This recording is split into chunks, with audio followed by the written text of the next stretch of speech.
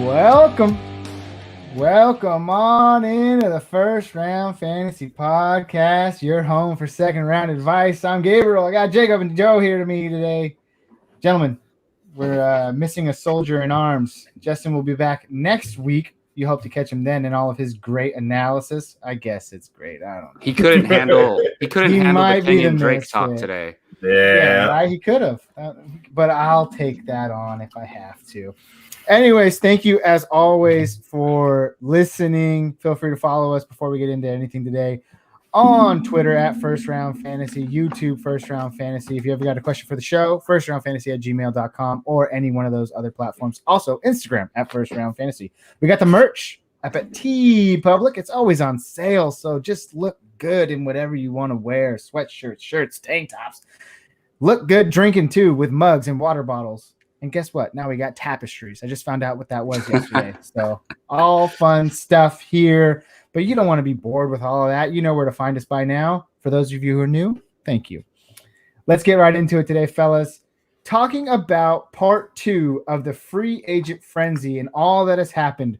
We did a live show just last week. We had a great turnout for it being our first one. And we are so thankful for all of you who kind of came out and interacted with us and showed us how great our few supporters are, and we hope to grow, and you guys can see that as we grow and bring you more, better, and improved content throughout the future. I'm going to stop rambling. Topic 1, something we missed right after the show ended or the following morning. Giants. They were the front runners. They landed the man they wanted. Kenny Golladay, 4 years, $72 million. Joe, hot take. What are you feeling? I think we all expected this, right? And judging off of the available places that he was rumored to go, which was pretty much, I think, down to Cincinnati and the Giants. I like it. I mean, I wanted him to go back to Detroit for fantasy purposes, but I understand them moving on. And if they're going to move on somewhere, why not Detroit? Why not New York? So, they have some weapons. They have Saquon. They have Golladay. They have Evan Ingram. They have Kyle Rudolph. They have Sterling Shepard. They have, what's the other guy's name? I can never remember. Who's the third wide receiver over there? Darius Slayton. There you go. And it's going to be interesting, man. I don't know how this impacts Daniel Jones. I was watching our guy Barry the other day. He was like, I was so high on Daniel Jones last year, and he let me down. And I told myself I'm never getting back on the bus. And he's like, but then I looked at these weapons. I'm back on the bus. And I'm not in on the top 10 bus, but I'm in on let's wait and see what happens. He may not be the worst thing to stash on the end of your bench. So if you don't end up with one of these top 7-8 quarterbacks. So I like it, man. I like it. I think it was a good move for fantasy, a good move for football. You know what? I agree with you wholeheartedly there, Joe. I would have liked to see him go to a place like Cincinnati where you have more of a promising young talent in Joe Burrow. They didn't work it out. He finds himself in New York. All of the weapons. Guys, are you even considering drafting Daniel Jones now at this point with the possibility? Just look at what they've given him. Can he be fantasy relevant? We talking top 10, top 12. Is he going to be that type of guy with Kenny Golladay, all those other options that Joe just mentioned? What do you think, Jacob? Look, every year, and some of these guys fall in and out of this, but every year there's these guys around the 10 to 12 range that kind of get picked up and dropped all season long, and people are streaming them, maybe even 10 to 15 range. And I think he's going to be in there, and he's going to be one of these guys that somebody rosters and possibly starts on their bye weeks when Aaron Rodgers is on a bye or whatever. But I can't help but be optimistic about this offense. There's not a lot of teams that you can name the starting running back, starting tight end, the starting receivers that the whole offense has better weapons. It's like the Bucks have pretty good weapons, but they don't have a Saquon Barkley. And so it's going to be interesting. And as far as Golladay goes, I'm not extremely, excited about this, but I do like it. I think it's going to be pretty similar to what he was, to be honest. And he never was an elite top 8 wide receiver. I think he finished number 7 one year, depending on your scoring, but he was never in that top 5, and I don't think he will be. I still think he'll be somewhere between 8 and 12, which is pretty solid to me. And I'm looking forward to watching them play. I just pray that they stay healthy, all of them.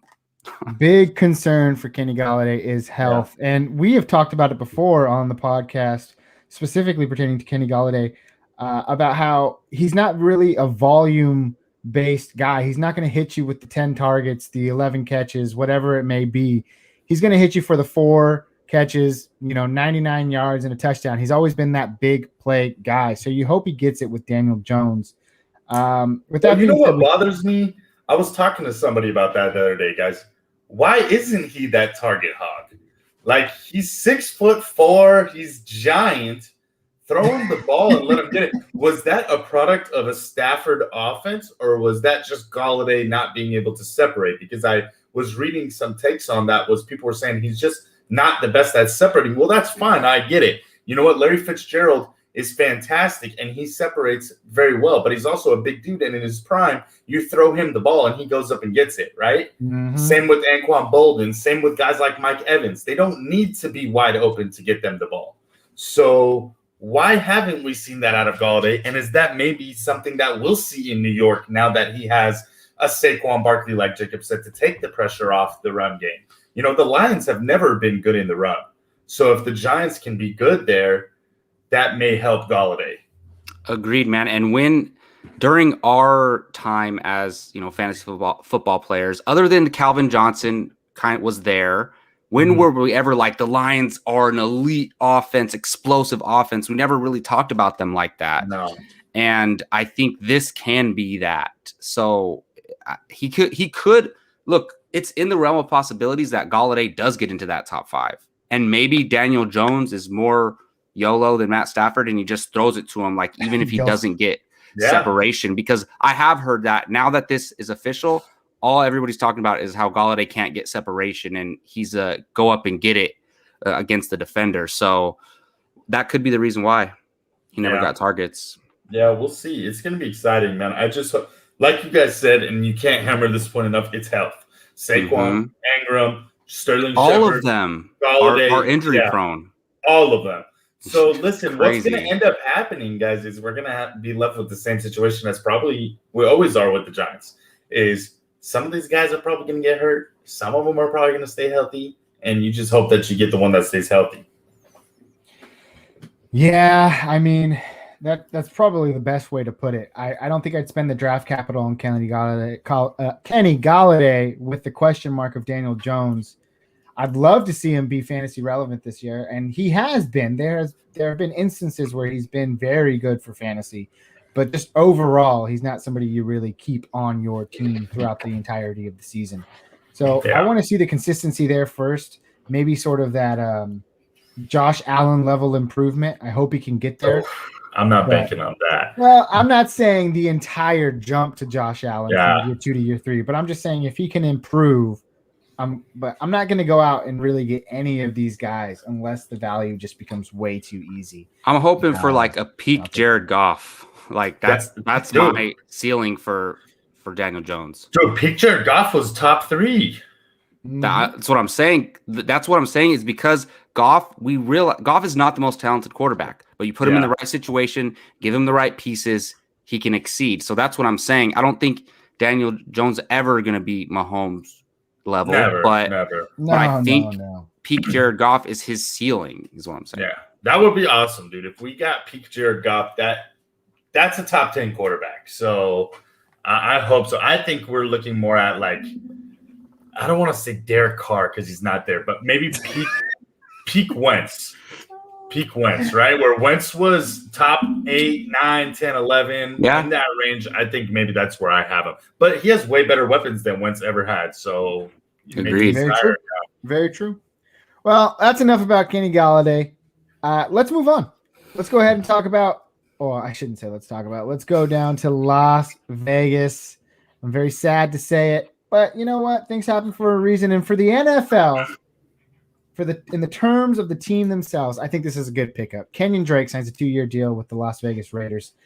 For fantasy purposes, it derails the entirety of Josh Jacob owners' dynasty value, redraft value.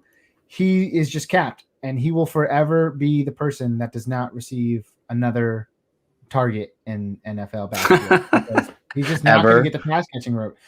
John Gruden came out and said that Kenyon Drake is a jack of all trades. They plan to use him outside, inside, line him up with the receivers. So that just tells me one thing. He's going to be getting the passing work wherever it comes from. And this day and age, when it comes to fantasy, you want the back that has it all. You want the guy who can run the ball and catch the ball, the CMCs, the Saquons.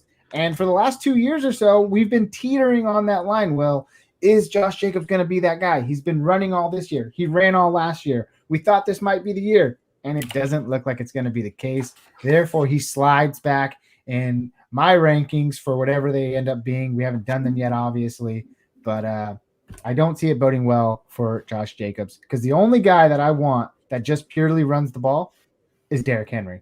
And I don't think Josh Jacobs is Derrick Henry just yet. What are you thinking about, Joe? I mean, dude, from a purely football standpoint, this was the dumbest move I've ever seen. No! Like, I'm sorry, but this team has holes everywhere on the defense. People are they're dismembering their offensive They line. traded what 2 or 3 of their offensive linemen, which was one of the best in the NFL. Yeah, and they cut one of them. They get rid of the offensive line. And then they go and sign Josh Jacobs back up to a $7 million deal if he hits those incentives, minimum $6 million deal. Like, I just don't get it. But even from a fantasy standpoint, I was pissed. But listen, guys, I've taken some time. I've thought about it. And here's where I've left off. Kenyon Drake was thrust into that I'm going to do it all back role last year, right? And he, Edmonds was there at times, but for fantasy purposes, he was the guy. He had 240 carries. He had never even cracked 200 before that. And I don't think he did that great, right? We all had higher expectations for him last year that he was going to easily hit 1,000 yards. He's in this high-octane offense. He's got Hopkins over here, Kyler Murray. There's no pressure. Well, it looked at times where you're like, man, Edmonds is better than him. Well, so I kind of like this move for Drake because I looked at the numbers, guys, and the Raiders 2 years ago, Josh Jacobs had 250 carries or so. He still had 1,150 yards. It was maybe his best year. And his rookie season, I think. Yeah, right? Yeah, I think it was. Yeah, and then Kenyon Drake, when he was in Miami, when he had those pretty dynamic years, he was only 120, 130 carry back, right? But he made his impact by getting 53 receptions for 500 yards. Getting 5 touchdowns through the air, getting 4 on the ground. He was 1,000 yards all purpose. But you look at the Raiders from 2 years ago, well, DeAndre Washington had 108 carries. Jalen Richard had 39. You're looking at 150 right there, right? So it's easy to see where Drake can get 150 carries and then get some pass work, right? Because when we talk about the Raiders, we say Ruggs, very underwhelming last year. Didn't do anything that we expected. In terms of the rookie wide receivers, he was a flop. Right? Then we look at who else they have on the rookies or at the wide receiver. They got Edwards. Sure, a lot of flash. We haven't seen anything. Renfro, very average player. Waller is the guy, right? Well, who else is the guy? It kind of makes sense that Drake is the number 2 pass option, right? I mean, and Ruggs, even at his best, doesn't project to be a guy that's getting 10 targets. No, I think he's a deep bomb threat.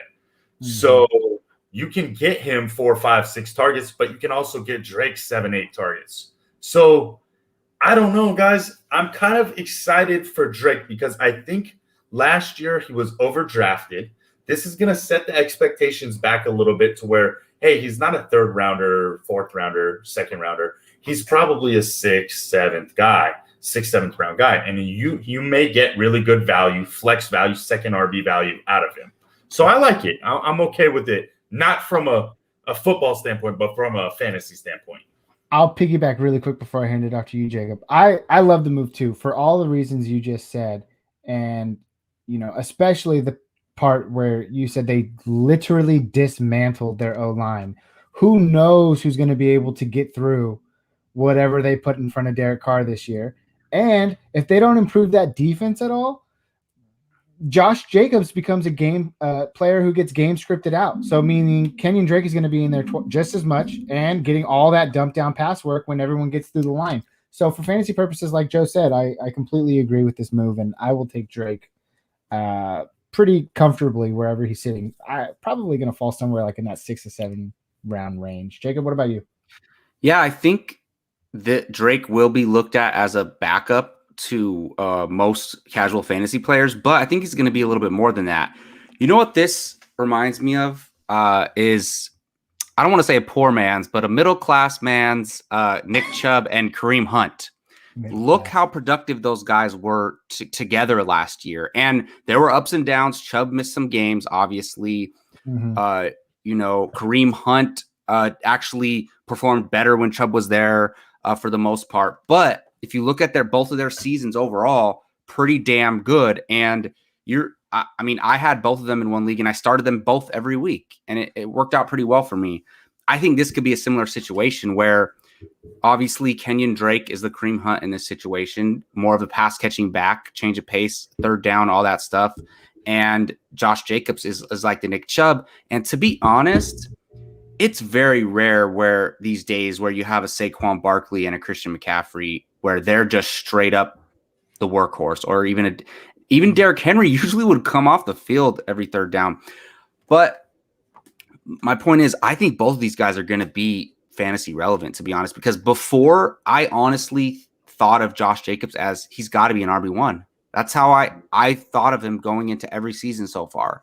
Now I'm like, okay, look, we still have Nick Chubb as an RB1, but while I'm not going to be looking at Josh Jacobs as an RB1, I'm looking at him as a high-end RB2, and then Kenyon Drake as an RB3 flex option. So I don't think it's the end of the world, to be honest. And they did say that Drake is going to, for what it's worth, we've heard this coach talk before, but that Drake is going to line up at wide receiver a lot.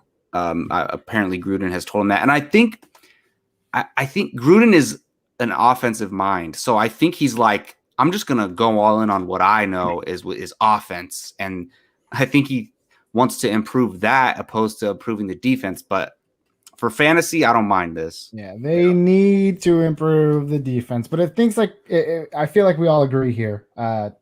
Definitely Kenyon Drake will be fantasy relevant. It's just a matter of where and what time and when. But we will probably see that very, very soon. I like that comparison too, Jacob, of Hunt and Chubb. I was thinking of it as a reverse Ingram Kamara, where Kamara's the pass catcher, but he's so much better that he takes the lead role. Well, this is going to be the opposite. Drake is that pass catcher. Maybe he's going to get down in the red zone because they pass it more. So we'll see. I don't know. I like it though. Interesting. Yeah. It's not bad. It's not bad. All right, guys, we're moving on. Wide receiver, Kenny Stills. Or not Kenny Stills. Wide receiver, Will I was like, Fuller, what? Where did he go? Formerly disrespect, man. All right, my bad. Will Fuller moving to Miami, baby, on a 1-year deal so he can get some more of those, don't they do like stuff in Miami? No offense, but he's got a past, and I hope that he's put it behind him. Anyways, for fantasy purposes, I think this is a great move. It gives Tua another weapon to develop with. Devontae Parker, Preston Williams, Gesicki, whoever they decide to put in that running back backfield. I think this is shaping up to be a very nice receiving core. Jacob, I'll hand this one off to you first. How do you feel, man? I mean, I completely agree that Will Fuller might even be he'll probably be the wide receiver 2 in that role, but I do like it. What about you? I honestly am not a big fan of this, and I think you guys might disagree. But look, for Tua, this is good. For the more talented players you put around Tua, the more successful he's going to be. So if you're a Tua owner in Dynasty or whatever, or you're hoping he could get up to top 12, this is good. But if you're looking at Will Fuller, obviously to me, this is a huge downgrade. Let's say hypothetically, and I don't think this is going to happen, but hypothetically, Deshaun Watson does play for Houston this year. I don't think it's going to happen. But if he does, then I would much rather prefer Fuller back in Houston. With this situation, I don't know how pass heavy this offense is going to be. I mean, I think they're going to run a lot. I think Tua's safe, and I don't think he's going to get it downfield to Will Fuller that often. But and I don't watch college football that much, but I've heard people talk about how a lot of Tua's wide receivers were wide open at Alabama. That he was kind of. And then he comes into the NFL and everybody's heavily covered, like very closely covered. And if Will Fuller can get open and get down the field and Tua can just get it to him, maybe it will be a good match. But I think Fuller definitely downgraded. While Fuller was on his way to a top 10 season last year before the suspension, I think he's looking more back to where he was before last season. Yeah, I mean, I agree with you there. And when I said coming over, I see him as the wide receiver too in that on that team to Devontae Parker. Yeah. And again, that's a team that's still trying to find their offensive identity. It's contingent on the development of Troy Tua, whatever you call his last name. So we'll have to see how that pans out. But I forgot to even go to you first, Joe, because you are the new resident Dolphins fan here. You just tied into it by marriage now, I guess. So we'll let you see what's your take. Listen, guys. I'm going to make our boy Gio very happy, but I came into this summer and I told you guys, I remember when we did the wide receiver episode, I said, Will Fuller is, you guys didn't even have him on the top list. He was on the secondary list. And I said, this is my guy.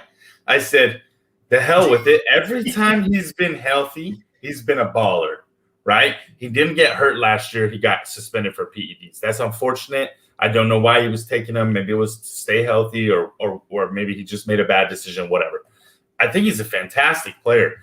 And I looked at Tua last year and I said, you know what? They're super safe with him. But then I started thinking, man, this isn't the first time a team has been super safe with a quarterback, right? And then he all of a sudden blows up. The reality is Tua was coming off a big injury, right?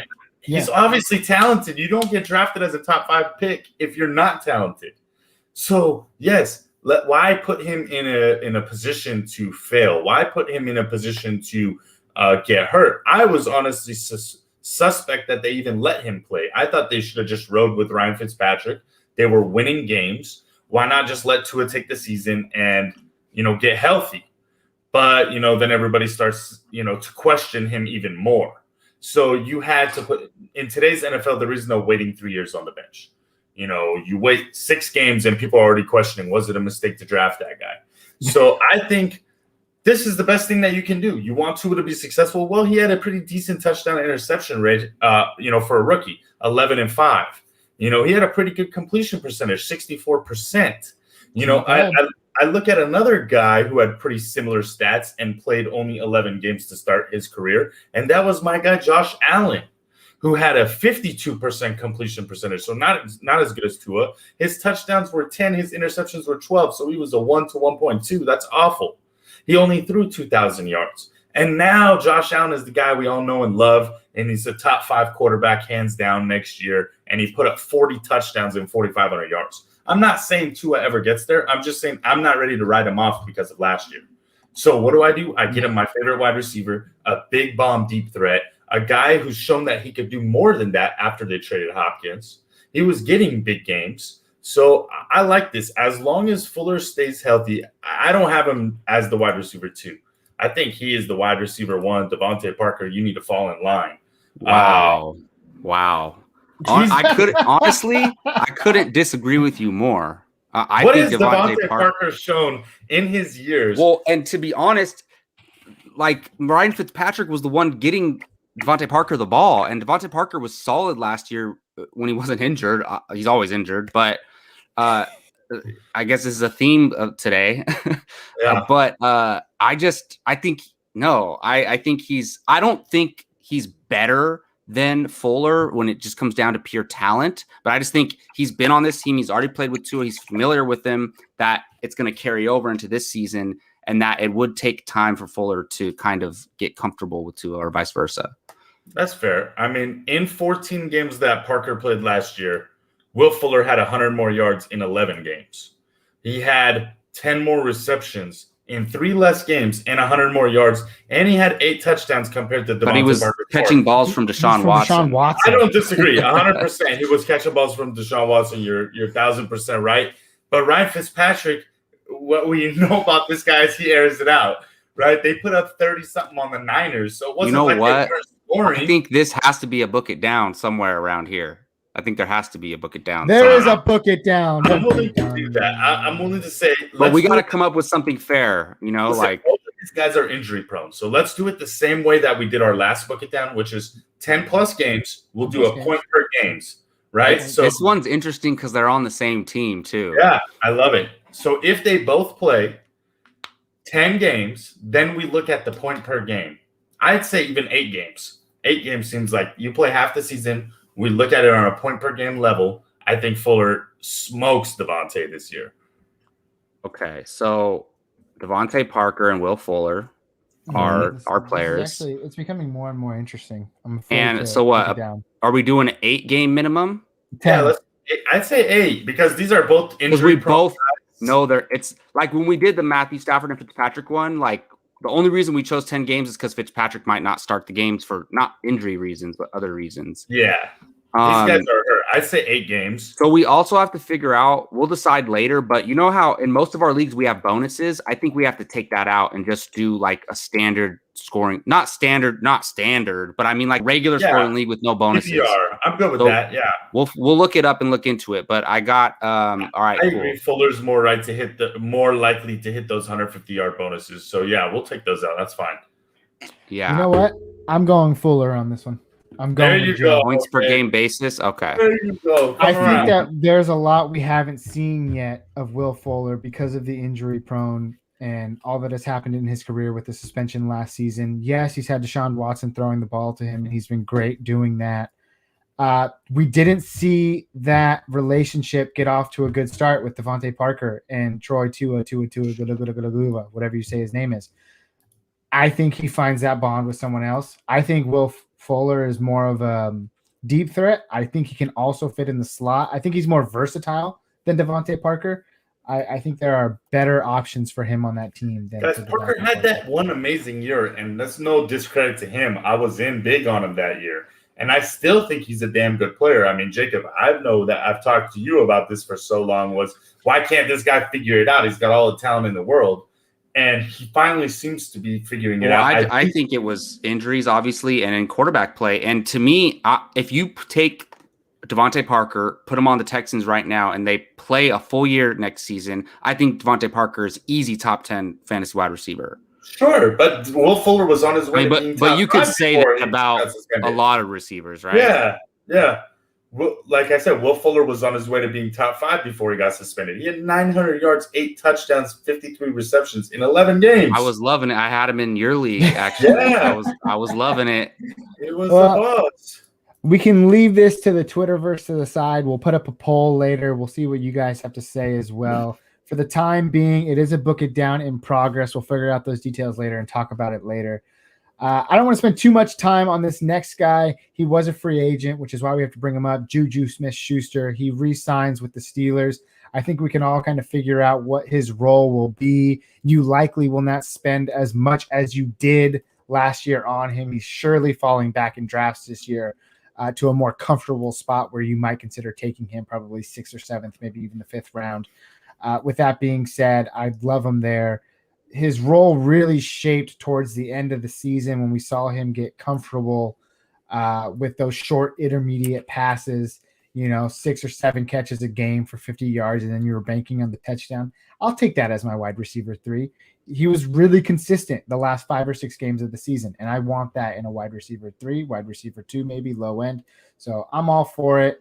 If you guys have anything to say, chip in now, because we kind of already know how his role is defined in Pittsburgh. Well, I think there's more to it too, like the disappointment of him not going to a potentially better situation and the disappointment of this hurting Chase Claypool and Deontay Johnson. I'm a selfish fantasy player. I think in terms of where do I want these players to go. Jacob's selfish fantasy and I mean in the sense of I'm not worried about, other than the Niners, I'm not worried about the success of these other teams, right? So when I'm thinking about this, I'm worried about, okay, where's the best situation for Juju Smith-Schuster? What's the best situation for Chase Claypool and Deontay Johnson? Let's say Juju goes to the Chiefs, which the Ravens officially offered him an offer. The Chiefs were rumored in there as well. And oh my goodness, look, it might be a situation where we probably would have overdrafted Juju if he went to the Chiefs, but I would be so excited about that. And then also, I would be stoked about Chase Claypool and Deontay Johnson going into this year. Now, honestly, I think while they were all productive throughout the season last year, kind of fell off near the end. Now I think all three of them are going to be worse than they were last year, to be honest, because Ben is going to be worse than he was last year. And they're going to bring in a running back somehow. They need to fix the running game. So I think all three receivers are hurt by this, and they're going to be worse fantasy-wise than they were last year. God, Jacob, you summarized it. I could not hate this move more. Guys, Juju had 97 catches last year and somehow didn't even hit 850 yards. He had his first season, 16 yards of reception. That was the season we all grew to love him, playing aside Antonio Brown. Second season, 13 yards of reception. Last year, 8.6. 8.6. That was disgusting. Literally what Gabe said. No, dude, it was worse. I had him in our big league, in our beer drinkers. Dude, this guy would some games, I shit you not, he would get I kid you not, would get 7 catches, 22 yards. And I would be like, dude, I got 9 points, sure, but 7 catches, 11 targets, you're wanting 20 points, right? And I think Jacob couldn't have said it better, dude. Claypool and Deontay Johnson. If Juju left, Claypool and Deontay Johnson we're talking about guys that are easy top 30 guys. Well, honestly, I don't know which would be which, but I wouldn't be surprised if one of them was a wide receiver 1 and the other was a wide receiver 2, because all three of them were in the top 30 for a while last year. I think they all finished the season as the top 30. Yeah, I think they did. Yeah, top 25, dude. Those guys would have both been top 20. Juju finished 16, Deontay Johnson finished 21, and Claypool was somewhere right behind him, 23. Juju really picked it up later on in the season. That's what I'm saying. I think you guys are living, like Joe said, in those games where it was like, dude, what the heck is Juju's got 9 catches? I'm stoked. Oh wait, he's only got 42 yards. It's not like they're gonna be trash, but it's just it was so. You weren't sure who was going to have the bust game, right? 2 of them were going to blow up. 1 of them was going to bust. It just was never – you didn't know who. So now where do you draft them? Okay, if I got to go into a season, I say, Gabe, every 2 games you're going to get 15, 20 points from Juju, and then the 3rd game you're going to get 6. Where do you take him? You know, I don't know. Somebody's going to draft him in the 5th round because he's Juju. I was praying – I'll take him. Exactly. I was praying that this guy was going to go to the Jets, reunite with his old buddy Sam Darnold, play for Coach Robert Saleh, and be the number 2 or number 1A, 1B with Corey Davis. That would have been so exciting. It would have been great for fantasy. It would have been great for football. Pittsburgh would have been a better situation. Now it's like, dude, this sucks. And 1 year, $8 million? This guy was hyped up as the man. Nobody obviously wanted to deal with his Corvette, huh? Well, I think I 1 million. I think he's also just a very loyal. He's still young. He's 24. He has that kind of young kid mindset. I feel like he was really loyal to just Pittsburgh in general. He does a lot for the community there. He's the only pro football player that I follow on any social media platform, and the dude's a rock star, man. I think he's good for that community. He probably just wants to we get it. You like the guy, but man. Well, look, the thing is the 1 year contract thing. You've seen a lot of 1 year contracts this year. You guys know why. The salary cap was lowered this season. Yeah. So teams can't offer big contracts. Like Kenny Golladay is the only guy, offensive fantasy player that we're talking about that got a 4-year big contract, and that's because he, this is the last time he's going to be able to get something like that. And the Giants, they had a need. And he had multiple suitors too.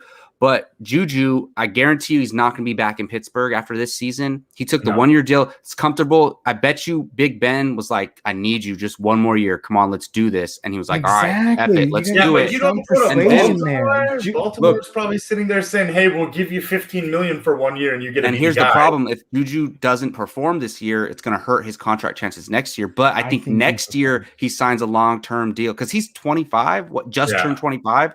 Yeah.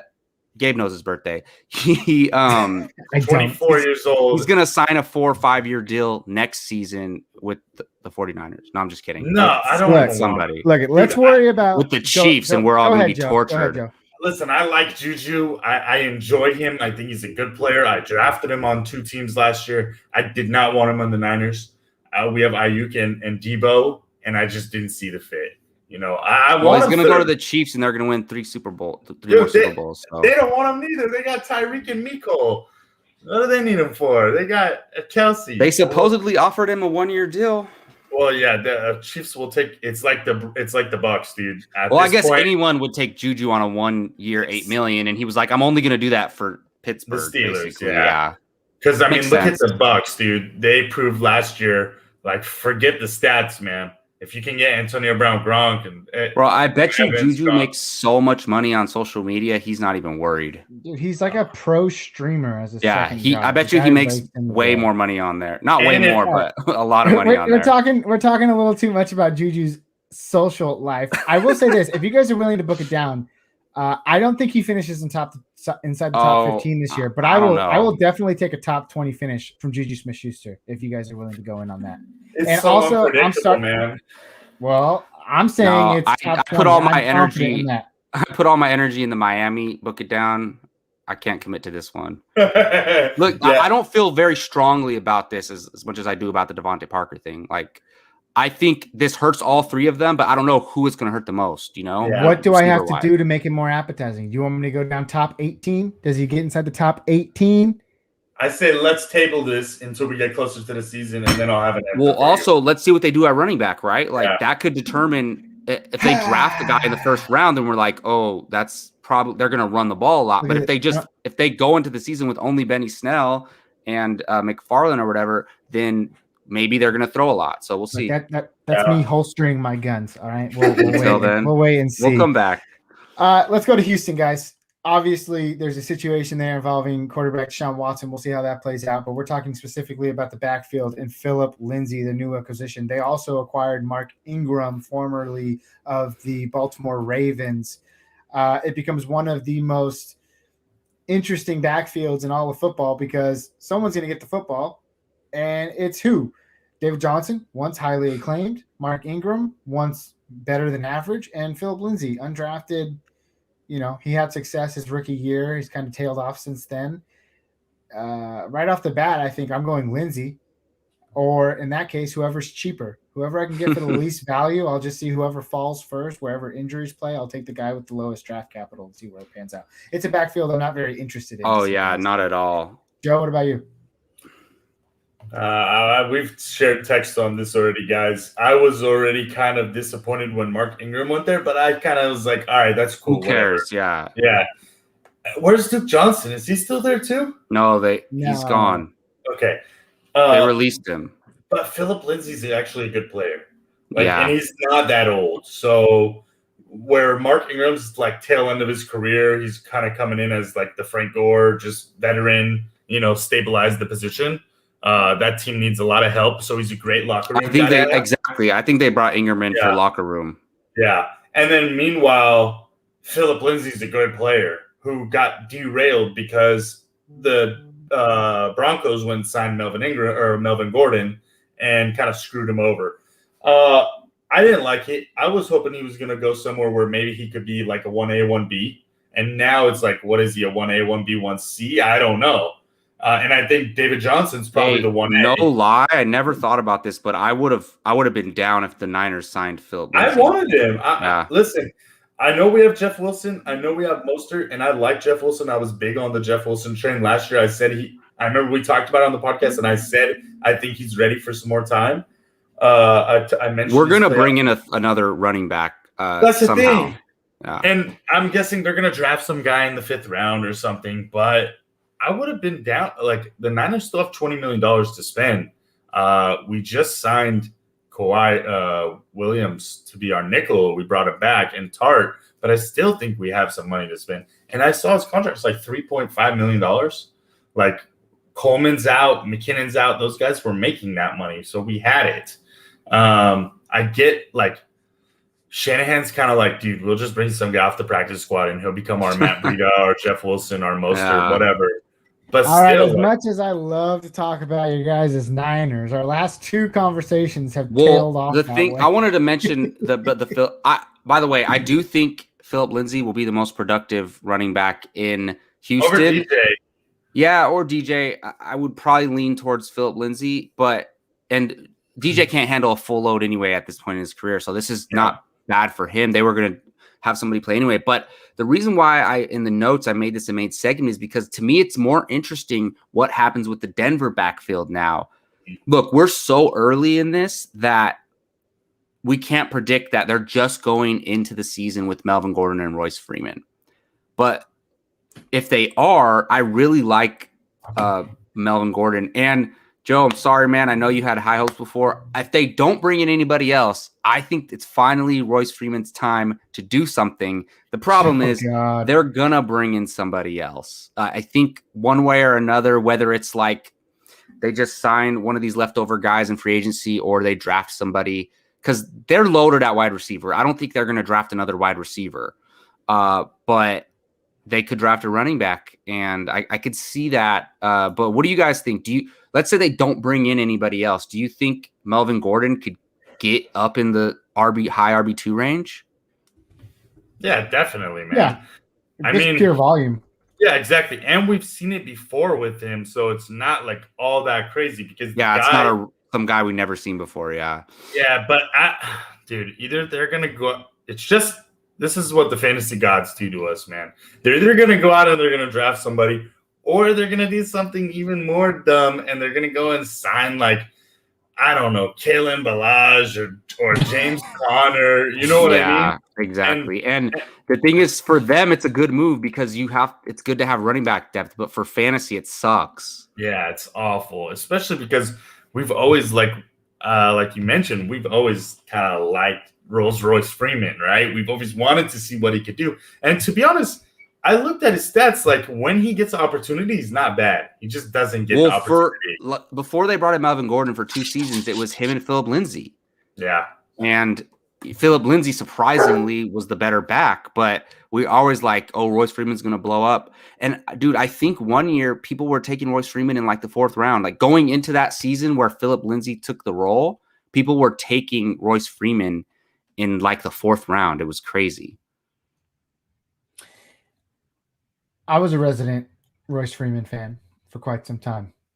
And now I am not. Hey, I'm telling you, I'm giving them one more chance. Unless they draft a running back high end or they bring in Leonard Fournette or something. I hope they don't do that. That would ruin fantasy value for Melvin Gordon and Leonard Fournette. But unless they make a big move at running back, I'm giving Royce Freeman one more chance.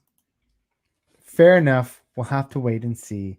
Joe departed. He'll be back shortly. So I don't think we need to talk about Matt Breida necessarily, but I thought it was interesting. It was interesting in the sense that it's like you wanted someone more capable to join that backfield. And I think Matt Breida just kind of fits that speed burst role that Devin Singletary kind of filled. And now it's like, okay, which one is more appealing to me? I really think that the Bills will address their running back need again in the draft this year. I don't think we see them start the season with Matt Breida, Devin Singletary, and Zach Moss. I don't think we'll see that at all. You agree? Yeah, I mean, so I think this is just depth. You know, both of those guys have been banged up at times, and I just think like we were talking about the Broncos. It's now where like teams are going into it like we need 3 or 4 running backs because injuries, change of pace, different skill sets. So from a fantasy perspective, obviously it does hurt the 2 guys there, Singletary and Moss. But is Philip Lindsay really going to play, or is Matt Breida really going to play that much? Like he didn't play that much in Miami. And what's up with that? They signed Jordan Howard, bring in Matt Breida. Neither of them play. These 2 undrafted guys come out of nowhere and ball out. So it's very interesting. Yeah, again, it's just I don't know. I'm not very. I think that second one on the list, though, what you mentioned earlier, it might be a big deal. Oh, and that is Mike Davis to the Atlanta Falcons. I'm all about this, guys. Maybe that should have been topic number 6. Yeah, we should have moved it up the ladder. All right, it was a higher priority. But Joe's here for it, so that's good. Yeah, I just think with Mike Davis going to Atlanta now, you know, they have the typical 9 picks. They can do what they want in the draft. They'll probably are likely to address the running back position. And when we look at Mike Davis last season, early on when CMC was first down and out, Mike Davis was entirely fantasy relevant. He was putting up great numbers. And then we kind of saw that tail off towards the end, even when CMC came back and then left again. That second stint was something that wasn't too pleasurable. He was almost at times benchable on your fantasy team. Yeah. I am still entirely behind this until I see what happens with that Atlanta backfield. I don't think Ito Smith is going to eat into anything or whoever that other guy is. I think this is Mike Davis's backfield until they draft a rookie running back, which I think is likely. But on the off chance they do, let's just say this. If they address it and they get a running back somewhere in the first, second round, which I don't know if they will, but if they do, that high draft capital tells me obviously they're going to implement this guy. But if they're drafting a guy in like the 5th, 6th, or 7th round, no worries to my qualms. I'm starting Mike Davis. I'm taking him with like, I don't know, my 7th or 8th pick. I'm not worrying about it. I think he's going to be great. He's going to be solid. The problem is, Gabe, if they don't draft a running back till the 5th or 6th round, there's no way in hell Mike Davis is making it to the 5th or to the 7th or 8th round. Like, fair enough. So yeah. I'm comfortable taking him probably. I don't think he's going to be one of those guys that's like 2nd or 3rd round. I think he's probably right in the 4th, maybe 5th round, which is right around that late RB2 range. So I'll take him there. I'd feel comfortable taking him there.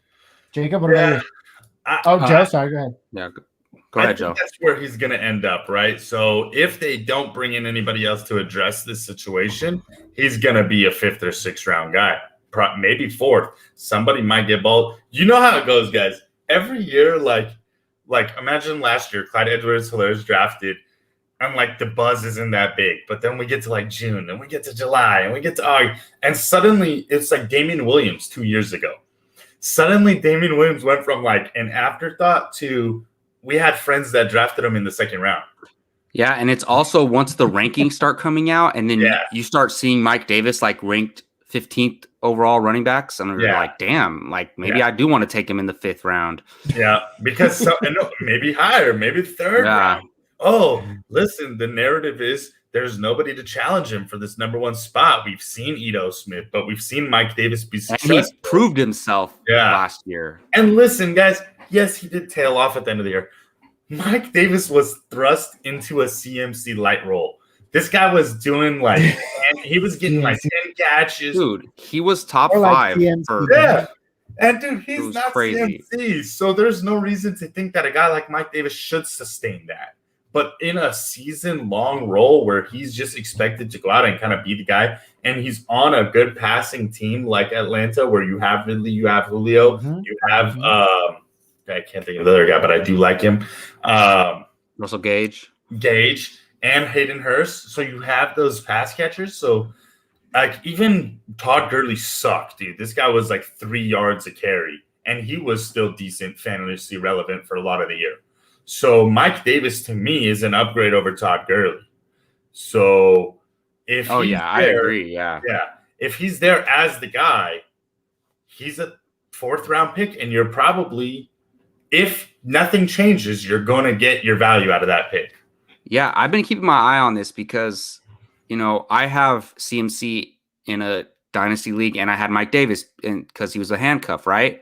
And then I'm like, oh, I'm obviously going to cut Mike Davis. He's going to be a backup somewhere else. Like, who cares? And now it's like, wait a minute, maybe not. So it's interesting. And I was also, when we were doing all the videos during the offseason, like predicting where people might go, I was like, somebody like Aaron Jones was going to go to Atlanta, Jamal Williams. I was keeping my eye open for that Atlanta starting running back job, because remember the Devontae Freeman days and Devontae Freeman and Tevin Coleman days, and it's like, look, you still have Matt Ryan and Julio Jones there. The offense hasn't changed that much. So there's productivity there to be had. And if they go into it, look, I could see them bringing back Brian Hill, like sign Brian Hill to a 1-year, $2 million deal. And then they ride it with Ito Smith, Brian Hill, with Mike Davis as the number 1 guy there.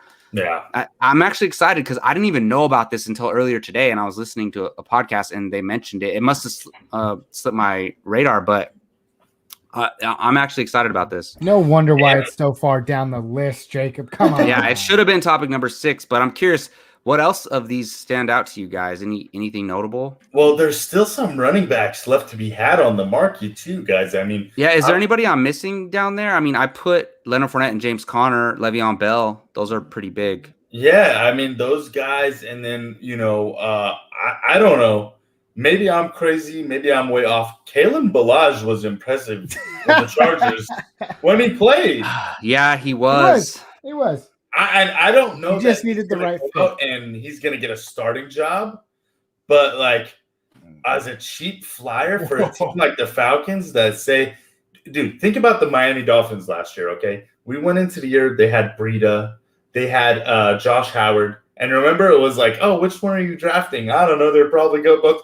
And then Like, I neither of them did remember anything. that specific podcasting about it. Like, Yeah, and then neither of them. They both That was sucked. a sad day. They both sucked. And who was the guy's gas? It's not even that they sucked. It's that they didn't get any and opportunity. Ahmed. And no one told us that they weren't going to play.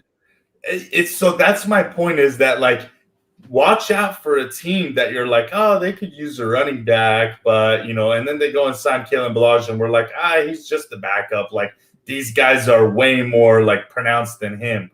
Maybe even the Falcons, or the Steelers, and then all of a sudden some guy like that ends up having a really good year. So I could see the Steelers. That's a good fit for the Steelers. They need somebody to carry the rock, man. And that's my next one that I'm keeping an eye out for. Like, who goes to Pittsburgh? That'll be a good one. I will say this. I'll bring light on a Tevin Coleman signing to the New York Jets. I think that's a great pickup. I honestly, right now, unless they address it in the draft, there's not a lot of competition there. I think Tevin Coleman slides right into a nice, probably 15-touch role because he's not going to really compete with Josh Adams. We know Tevin Coleman is injury prone, so that plays a part. Josh Adams showed promise, but wasn't really anything. And then they also have Samaje Perine, who was in and out of games last year. So he's reconnecting with Robert Saleh, even though Robert Saleh was technically a defensive coach in San Francisco. But you never know. People stay in contact with each other. They may be synced up here. This might be a good fit for Tevin Coleman. We might see him fantasy relevant once again.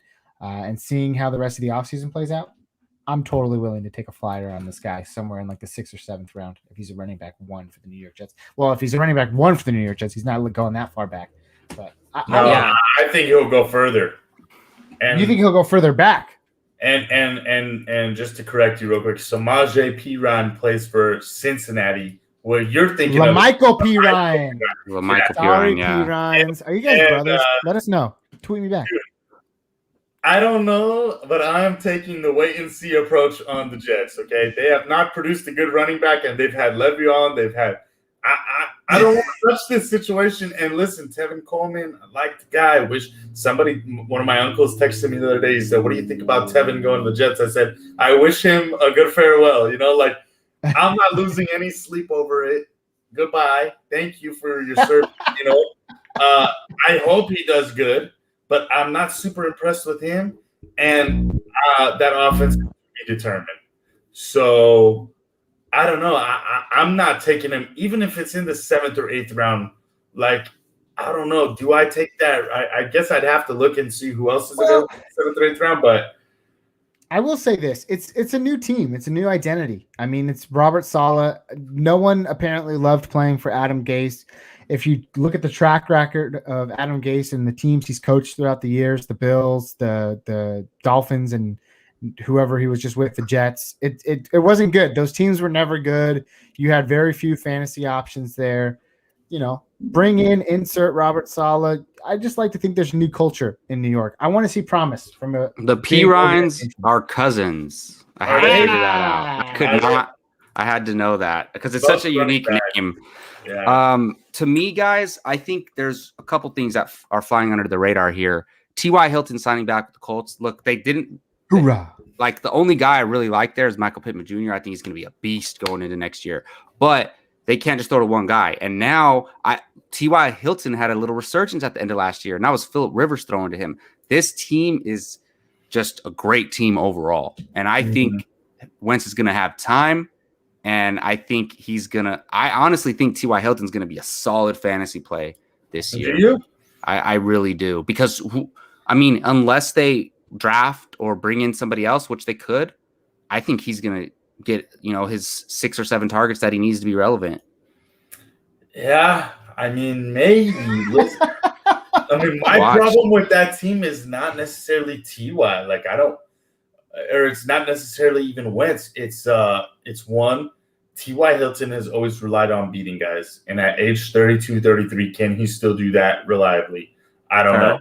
Because he's not a big dude, right? He's 5'10", something like that. That's fair. And number 2, they run the ball. They run again, and then they run again. Marlon Mack is going to be back. Taylor's got a full year under his belt. Wilkins is still there. Small dude that catches the ball all the time is still there. Hines is still there. Yeah, I just think he's not going to be at how he was terrible last year where he was just droppable. I don't think he's going to be that bad. And then he might not be as good as how he came on last year at the end of the year. I don't remember what it was, but like the last 4 weeks or something, he was killing it.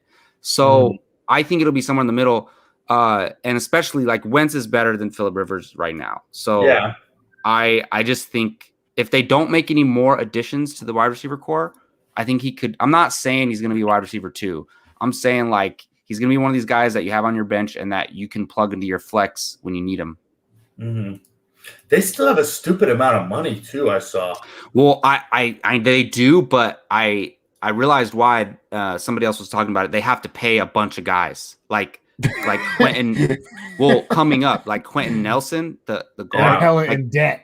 Like they gotta pay these guys. So they're saving the money. They have a lot of talent on the roster that are on rookie contracts. Yeah, that makes sense. I saw the recent highlight, and I think Joe, this is what you were transitioning to. Maybe Josh Reynolds to the Titans. I know you spoke about how much you liked him. You want to take that for a second? I think he fits into that Corey Davis role nicely. Yeah, I mentioned it in the group chat. I told you guys I like this signing. It was underrated. Listen, everything, and I see the Rams at least twice a year, right, for this guy's whole career. And everything that I've seen from him over the last 2-3 years has been like flashes. Like, damn, this guy could be good, but Kupp and Wood are better, right? Or Brandon Cooks is also better, or Higbee. Like, how many pieces came in through while he was there? And, like, he just never fully got a chance to break out. But even last year, and some could argue, they had a triple threat at the running back. They still had Woods and Kupp. They had Garrett Everett and Higbee, who neither of them stood out, but they were both catching balls. And they had the rookie, Van Jefferson? Van Jefferson or something like that. Yeah. He's good. Yeah, he's good too. But Josh Reynolds is a bigger dude, 6'3", 200 pounds. I've seen him go up to get catches. You know what Josh Reynolds reminded me of? Every time he would catch the ball, he'd make an excellent catch, and I would always think it was like Robert Woods. And I had Robert Woods on my fantasy team, so I'm like, hell yeah! And then I'm like, God damn it, Josh Reynolds, He was always the third guy, and now I like that because it's not like they added him and Corey Davis came back. No. Corey Davis is gone, and Corey Davis was solid last year. Yeah. And A.J. Brown I'm sorry to say it, he's injury prone. Yeah. So, and dude, I didn't realize Josh Reynolds is 6'3". Yeah. I think he could be solid there. He's injury prone, but he commands. Go ahead, Joe. Jacob likes his big wide receivers. So yeah. I said 6'3". Jacob's ears perked up. He's like, "Oh shit, I'm gonna take a flyer on that guy." No, I mean, listen. There's even when God, who's the number 1 wide receiver in Titans right now? A.J. Brown. Even when he came back, Davis wasn't like all of a sudden irrelevant. He was still relevant, right? So I think that there's a big hole there. 92 catches or 92 targets, 65 receptions, 985 yards, 5 touchdowns. Somebody's got to fill it. And I like Josh Reynolds, a very late round flyer. But I could see him being one of those guys we just talked about where the buzz kind of grows as we get closer. And he ends up being one of those guys. And it's so early, man. Like, we don't know what their draft plans are, there's still free agents available that, like, if they add like 2 more guys, we'll be like, Josh Reynolds, maybe not so much. But right now I'm loving it. Yeah, I agree. I'm loving it as well. Gentlemen, Do we have any other noteworthy names before we close out today's show? You guys want to give me one last gander? This is your chance now, or whoever for hold. The one other dude I wanted to talk about, actually, which I said was Damian Williams. And yes. I don't think it would be entirely surprising, guys, if he ends up carving out a role. And I hate to say it, but it's like David Montgomery, like we've been waiting for him and waiting for him and waiting for him. And then he finally like blew up for the good part of last year, right? And now it feels like, I don't know, just Damian Williams, everywhere that he's went, he's always found a way to cut out a role. So I just don't see him going there to be like some third in guy. I think he's going to be 1A and 1B to Montgomery, and I could see him gaining awful coach Matt Nagy's trust to the point where he plays him down the stretch when they need to win a game over Montgomery. I hope it doesn't happen for fantasy perspective, but like this is a guy that I'm looking at like, dude, I might take a flyer on him in the late round and hope that I can get a flex option out of him. Yeah, I mean, I wouldn't be surprised, man. And wasn't Mike Davis there before he went to Carolina and he was playing a lot? He was like promised a starting job or something like that. Some weird. He played like 2 games, but then Cohen and Montgomery got most of the run. And I think that was Montgomery's rookie year too. Yeah. Oh, because we were all excited about Montgomery, and then they signed Mike Davis, and we were like, "What?" Yeah. Yeah, I remember that. And Cohen. Wasn't that the year that Cohen killed it, or was it the year before? I think it was the year before that. Because I remember Cohen had one of those years where it was receiving wise, mostly he was killing it. Yeah. Well, real quick, I mean, this is probably not even going to draft this guy, but somebody needs to be thrown to in Detroit, and I do think they have the number 7 pick. I think they're going to take the best wide receiver on the board at number 7, unless they go defense. But you got to look at Brashad Perriman, man. Like, look, they signed Tyrell Williams. I don't know if that guy's ever going to be healthy, but if they don't take a top wide receiver at that spot, even if they do, they got to throw to somebody. Their defense sucks. They're going to be down a lot. Look, Swift, Hawkinson, Jamal Williams are going to get a lot of targets, but they're going to need to throw to somebody downfield. I would keep an eye out for Brashad Perriman. That's a good point, Jacob. That's a good point. Like, I'm glad you mentioned that because I don't think they're going to go with a quarterback, right? No. And Jared Goff still throws the ball. I think they're going to throw a lot to Swift, but they're going to have to throw someone. Wasn't that who was that guy last year?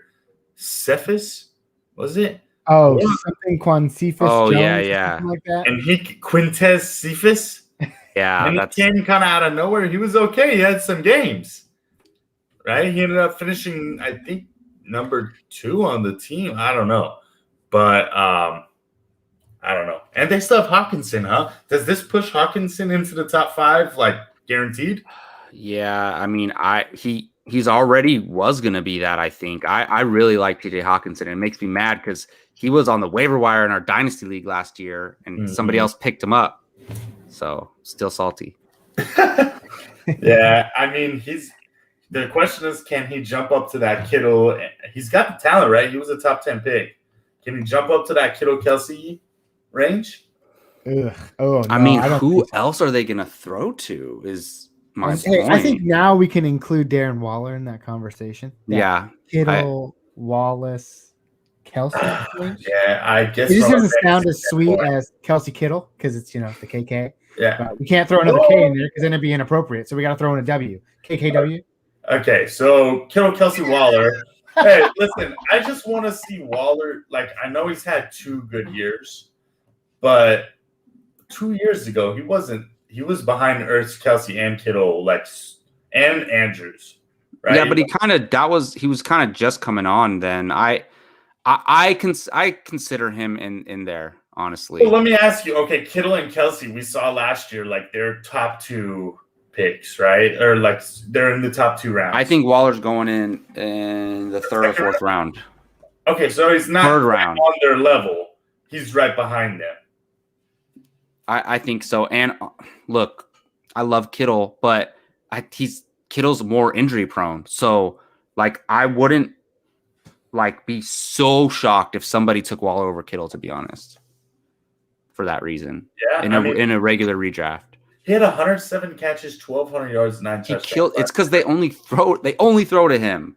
They don't get Ruggs any targets or Well, anything. hey, if it ain't Well, broke, the touchdowns was the biggest jump, right? I mean, he did have 17 more catches and 50 more yards, but he also had 6 more touchdowns. Yeah. So I'm looking at that and saying, yes, he had a fantastic year, but I don't know if I'm ready to put him squarely at third. So my question is, can Hawkinson challenge Waller for the third spot? Not yet. I think yet. not yet. Not yet. I think he finishes Possible. inside the top 10. I don't know if he cracks top 5. Fair enough. I'm going to do a bucket down with you guys later and say that Hawkinson ends up higher than Waller. Let's do it now, man. I'm so eager to get one going. I want Justin here for that bucket down. Well, and we got to All see right, what fine. happens the rest of the offseason. He's number one fan All on the right. Hawkinson committee. So, All right. Well, listen up, guys. There are plenty more names out there that are relevant. They have still yet to fall, and we hope to bring them or at least break it down for you next week. All right. With that being said, again, thank you for all of you who joined. Thank you for all of you who listen. Feel free to follow us on any one of our platforms, Twitter, Facebook, Instagram, at First Round Fantasy. We appreciate all that you do. With that being said, we're out of here. We'll see you next week. Peace.